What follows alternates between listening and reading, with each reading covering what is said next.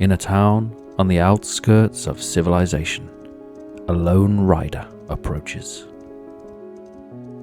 Dust clinging to his cloak, his hair tousled by wind. He brings a message from the church. I know why you're here. You would like to know more about monasteries. You've come to the right place. This is the Isle of St. Ambrose. This is Foundation, and I am Lord Bara. On the Isle of St. Ambrose, you will find a citadel of monastic piety and stone. The monks there call it a refuge of divine peace. The locals call it a light on the water. Life in the monastery is busy. They grow their own vegetables, they grow their own grapes and make their own wine. They're herbalists, gardeners, copyists. They have their own kitchen where they cook monastic meals, and when the bell tolls, they pray. You thought living in a monastery would be quiet and simple, but it couldn't be farther from the truth. Take this courier, for example. Herbs and bread and berries may seem simple, but a monastery that can't grasp the basics is no monastery at all. St. Ambrose wasn't always this way. It began as a small and modest church. And if that's what you have right now, let me answer some of the questions so that you can grow into a larger monastery like you see here. But be prepared, monasteries in Foundation are quite complicated. So in order to help, I'm going to break this video down into 3 sections. First, I'll cover the basics and give you an overview about how monasteries work in general and what all of the different moving parts are. Then I'll show you how to build a simple monastery so you can get up and running and start experimenting for yourself with all the different systems. And then I'll go over some more additional and advanced information for those of you that desire it. The first and most important thing to know about monasteries in Foundation is that they are completely independent of your town. Almost. Aside from building materials, you can think of it as almost completely self-sufficient. Look at all these sub-buildings. They're providing resource gathering and production. Here's a quick tip. You don't need to delete monastery parts once they're built. If you realize you built the wrong function, you can change it by clicking on the little cog next to its description. But let's not get ahead of ourselves and start on the overview page. As you can see, I'm in the middle of building something here, but let's not worry about that for the moment. Monasteries require their own church. It's called a chapel. Dorms are where monks and nuns live, and how you add villagers to the monastery. As you can see, I have 16 monks and 36 nuns. The next set of sections represent the different types of jobs that they can undertake. For example, the hostelier works in the hospitium. There are a number of benefits gained from this, as you can see, and the donations will vary from month to month.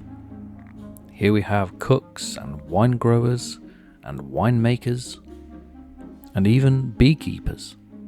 Bear in mind, some of these jobs can only be filled once they've been promoted, but we'll get onto that later. As you can see, I have a number of vacant job openings. To fill them, I would simply have to devote more villagers.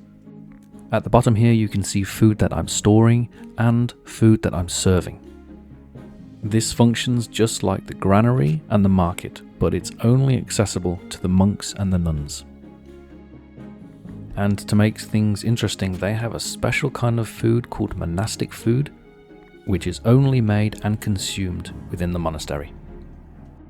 This really is a self-contained city. At the bottom here, you can see my emissary, which is basically the monastery's version of the bailiff. Like villagers, monks and nuns also have needs, which also differ depending on their level. Either they're level 1, which is a novice, or level 2, which is a brother or a sister. And while similar to your villagers, they're also very slightly different. If you're unaware, one of the first problems that you'll probably run into is not being able to feed your occupants. They won't buy food from your market, so you'll have to build a refectory.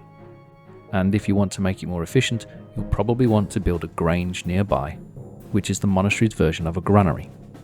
And as you can see, novices are happy with rustic food, but brothers and sisters require something special. Here's my grange or granary, and the monastery is producing its own berries and vegetables. And as you can see, that is available to be eaten at no cost in the refectory.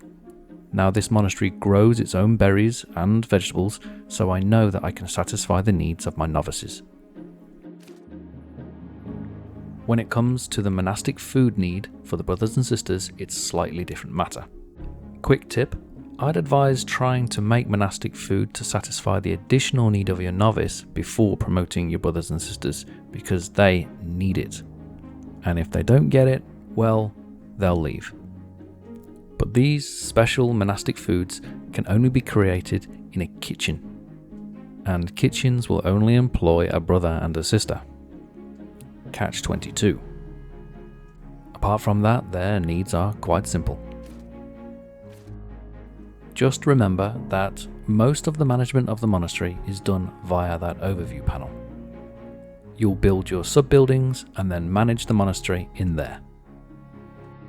There's only one other need that might catch you out, and that's the need for a cloister. I'll talk about that next.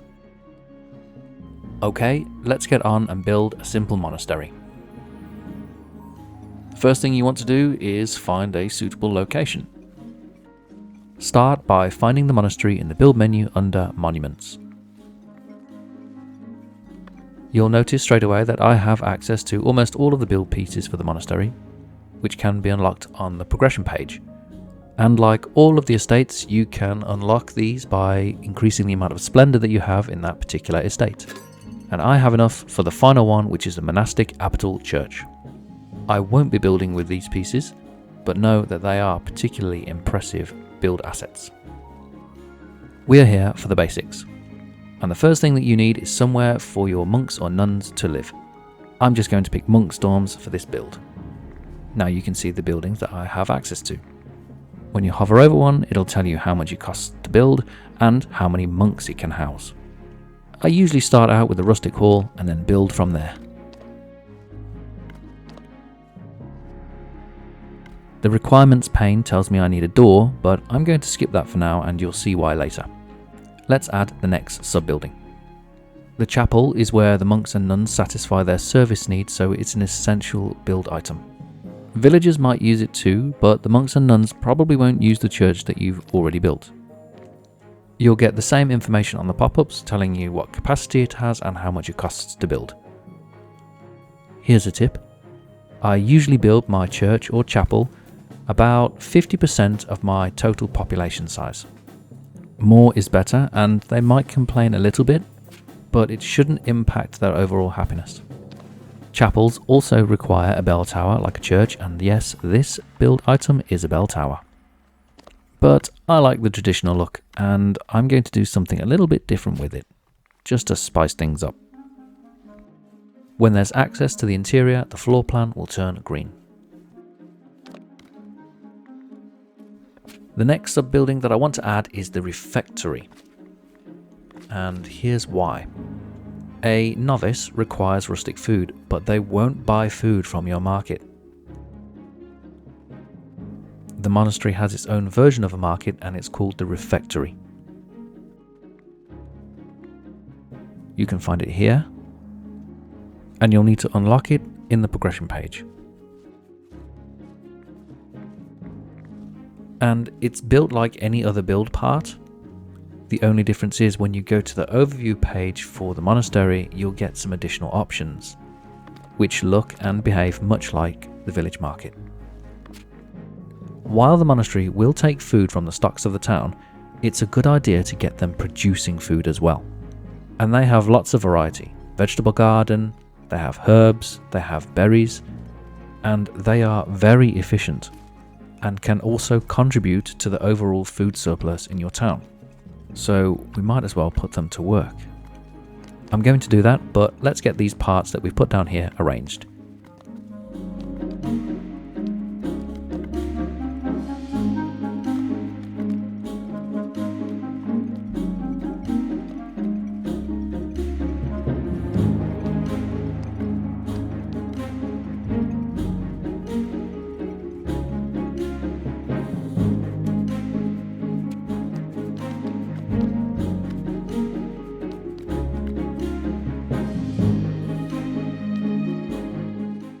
This is an example of a very basic and quick monastery that I will put down all over my builds. It's not always in this shape and configuration, but it's always got the same sub-buildings.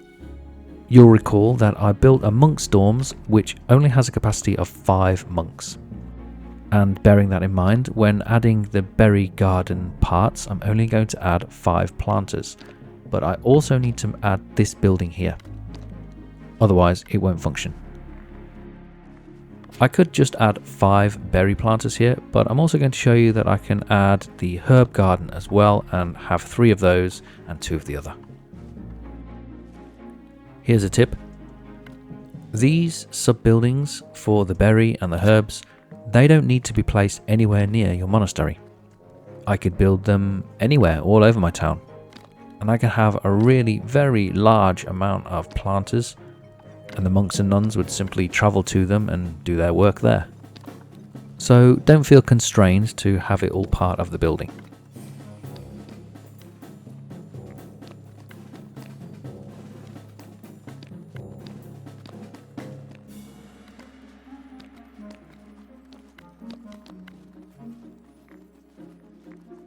Okay, looks good. Let's do it.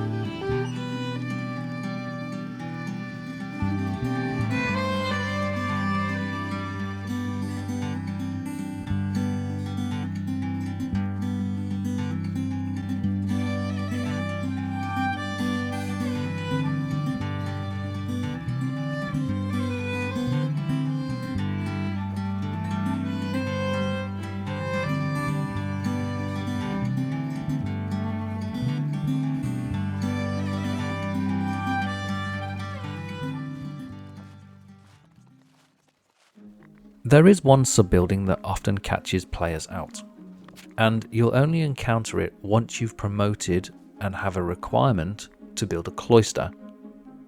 But it's really not that complicated, and let me explain briefly how to do it. In a nutshell, a cloister requires an area which is enclosed by building. And you'll even get some very useful little information to tell you when you've achieved that enclosure or not. But my advice is that you start there. Create an enclosure first and then worry about the other things that are in the requirements tab next. Here, let me show you what I mean. So I've picked cloister from the add sub building menu, but you could use any of the other sub buildings to create an interior area. You can use any type of building part that you like. I'm just going to use these because they're cheap and quick to build. As far as I'm aware, there isn't a minimum size, but it needs to be big enough so that it can hold a couple of extra pieces, which I'll talk about in a moment.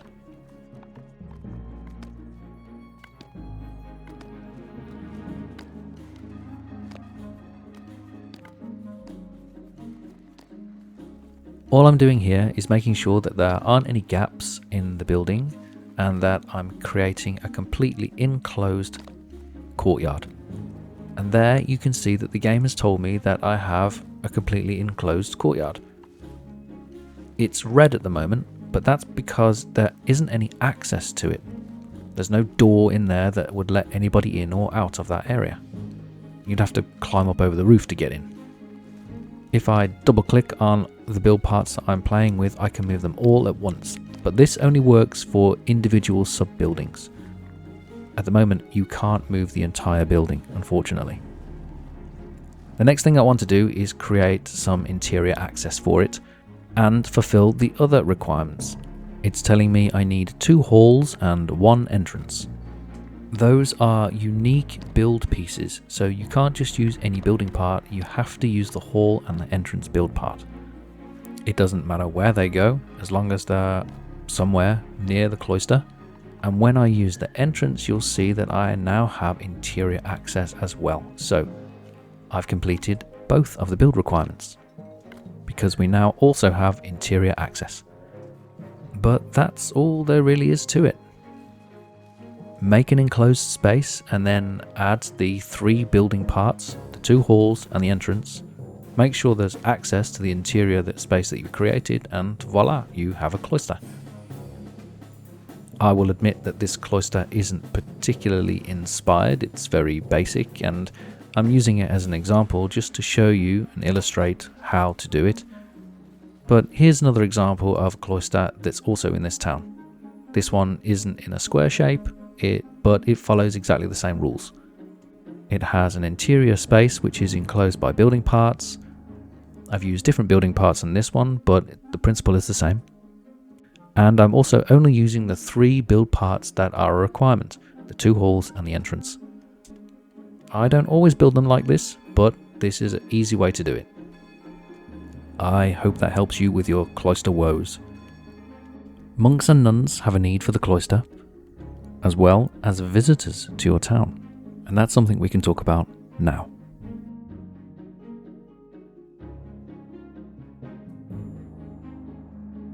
Did you know that there are 2 different ways to devote villagers to the monastery? The first way that you will probably do it is by accepting a migrant into your village, clicking on the monastery and pressing the devote button. If they're male and you have space for a monk, they'll go into the monk's dorms, and if they're female and you have space for a nun, they'll go into the nun's dorms. But if you go to mandates and you find the monastic emissary, you will see that you have options to spend influence to buy monks or nuns. How do you get an emissary? Well, it's a sub-building that you build inside the monastery. It's unlockable in the progression page, and it functions pretty much like the bailiff does in the manor. So you don't have to wait for a villager and pray that it's a male or a female. You can now get them ordered. The delivery charge is 10 influence and they will be deposited at your town centre. There you go, 5 monks delivered right on time. Something to bear in mind is that when you build multiple monasteries, the inhabitants will be shared between them. So you can see here that I already had some monks in there and they were being transferred over from the larger monastery on the island. Remember that you have no way to control who works where, so just make sure you have enough dorm space and then fill it up. Let's talk about promotion for a moment. Unlike the rest of the village, some of the jobs in the monastery will only be taken by promoted monks and nuns. A novice, for example, will not take up position in the kitchen. But the way that you promote is just like the villagers. You can click on the pane of the character and then you hit the promote button, and the cost of that is what's called a manuscript, in contrast to your villagers, which can be promoted with gold. Manuscripts are created via a sub-building called the scriptorium, and I would suggest that a scriptorium is probably one of the first buildings that you build for your monastery as well. Manuscripts aren't just used for promotion, they can also be used to fulfill quests. And because they take quite a while to make or write, in this case, it's worth starting that early and getting a few stored. In fact, they can be stored in the grange with your food, depending on how many that you can store in your scriptorium. Depending on how large it is, you might not be able to store enough to fulfill quests. Something else I want to mention is the use of the monastic kitchen.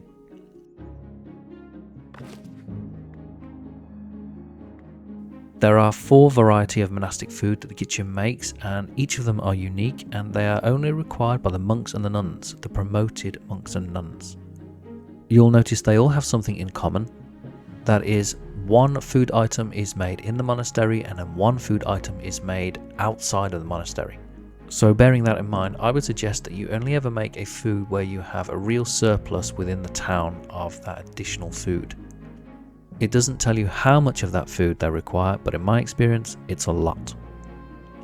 You select it down here, and once you're making it, you better make sure that you are always making it, otherwise they'll get very unhappy, and guess what? They'll leave. The last thing that I want to mention is the hospitium. Hospitiums function much the same as an inn does with the labour monument. I've got this hospitium tucked away on the corner of the town square here, and aside from the outstanding build piece that's going on, you can see that there's a section here called lodging. The amount of lodging that you have is determined by how big the hospitium is and how many monks and nuns are employed working there. Lodging is taken up by visitors, and you have no influence over how many visitors come to your town or when they come to your town. Once you've built your hospitium, they will come. And they bring certain benefits. As you can see, they give you donations in the form of gold and other things. In this case, they're giving me manuscripts and gems and cheese and tools and bread and candles. Those can change. I wouldn't personally rely on these, but it's a pretty good little income. Obviously, the more visitors you have, the more donations and gold that you make out of it, so it's worthwhile building a hospitium, but nothing comes without a cost.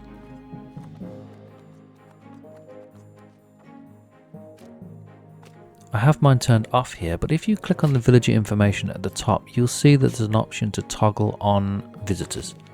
When you do, you'll see them walking around with their little hats on, and you can find out what they require. And as you can see, it's a lot.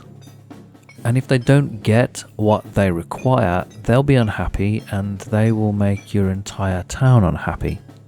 And that can have a knock-on effect. But once you know what they want, you can work towards satisfying their needs too. And they'll pay you for it.